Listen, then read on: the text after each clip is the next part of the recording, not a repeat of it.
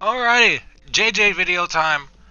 And yeah, this will, at the current moment, this might be the last video I do on the testing grounds because there's only one day left, and the testing grounds are dead as shit. You be waiting for a good 20, 30 minutes trying to find a game in the testing grounds on console, at least in my region. So yeah, in the games that you do get in, you either get kicked because there's not enough players, or Ubisoft servers are shit and it kicks you anyways. So I got two pieces of gameplay here. If the commentary rolls over to the next one, this is the best one I got. I just haven't been able to get as many games because one, I've been working, and two, it's just testing grounds is low activity in its final days. There's only one day left as me recording this video. But good old Grandpa. JJ has never really been a threat before these testing grounds, at least in my opinion, because he had asthma like an old fucking man.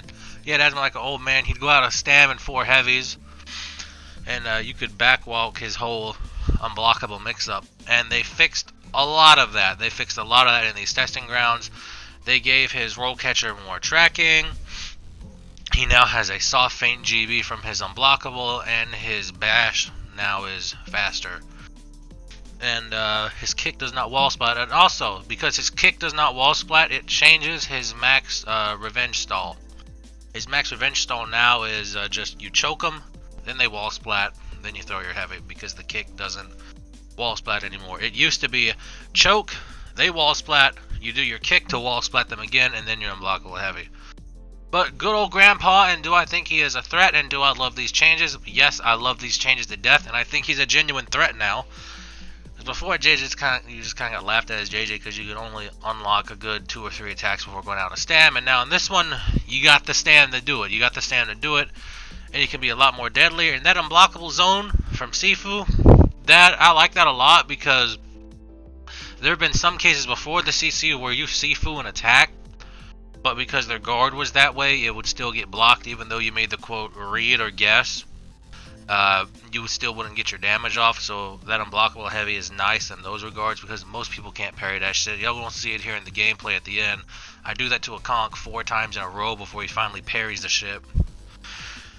And yeah, now will I think he's gonna be a good team fighter? Yes, I think he's gonna be. But if we look at the current meta with BP being in the meta, because normally in a comp team you either see BP, Warlord, Warmonger, Kensei, or Sent. And if there's a BP shuts down anybody who can unlock tech like JJ, so that's going to shut him down. But the changes are nice. He's more deadly. He's more of a threat. You don't got to worry about going out of stamina.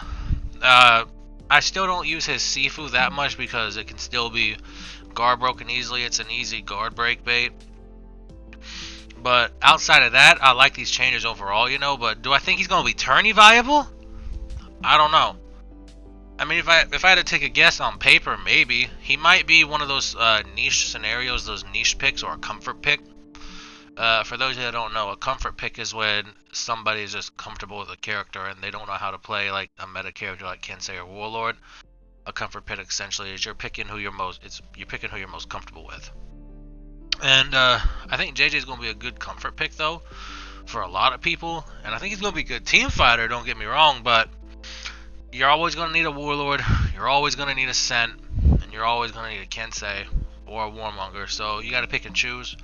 It's nice though that he's strong and he can compete with the meta characters now. He can compete because, like I said in my last video, the power creep between the game it's so fucking strong, and these testing grounds help bridge that gap back to what it used to be, where you could compete against the meta character. Whereas now in the CCU, before this testing grounds, if you weren't playing a meta character, you were fucked. So yeah, JJ does still have the issue of his Guando being a wall magnet for some fucking reason. This thing wants to hit every fucking wall known to mankind. But that's always been an issue with JJ. And he's actually able to do some pretty dirty setups with some other heroes, which is actually really fucking nice with the choke and whatnot, and being able to light people in place. But he will serve his role as a team fighter, and his little kick allows him to survive in a 1v1 a bit longer, because JJ was fucking horrible in 1v1s before this little rework. And don't get me wrong though, his animation is still telegraphed as fuck if you know what you're looking for, because he still does raise his hand all the way up, and that's a pretty big fucking sign that he's gonna commit, because you can't feint it to my knowledge, because now it's just a single input. When you see his arms go up like this, he's gonna go for a bash, but he can still throw an attack afterwards that might catch people. But for some weird reason, a bunch of JJs want to throw that attack from the side when it whiffs. So if you want to be spicy, you can just throw the unblockable heavy, which catches people. And I've noticed though, his zone, that unblockable zone though, it feels like it has a very strict parry timing. So if anybody knows the exact numbers on that, let me know. But in terms of a tier list, where would I put him? Because like I said, I haven't been able to scrim at all. By the time y'all see this, I might be scrimming, and I'll post what I think in my Discord if I do get the chance. But his bash is better, because JJ, here's the thing with JJ. JJ used to be either C, or in my opinion, this is my opinion, this is going to get a lot of people fucking triggered, but it's For Honor, it's 2021, I don't give a shit. In my opinion, he always used to be between C, he always used to be at like C, because he was average. He was average. But he had issues that would put him on the lower end of C, and depending upon who you're fighting, he'd go straight to fucking D. Or low C, high D. Just because you got somebody that can shut down his unlocks, then good fucking luck, you're done. But now, I'm going to give him the same treatment as Zanhu. I'm going to put him between B or A again.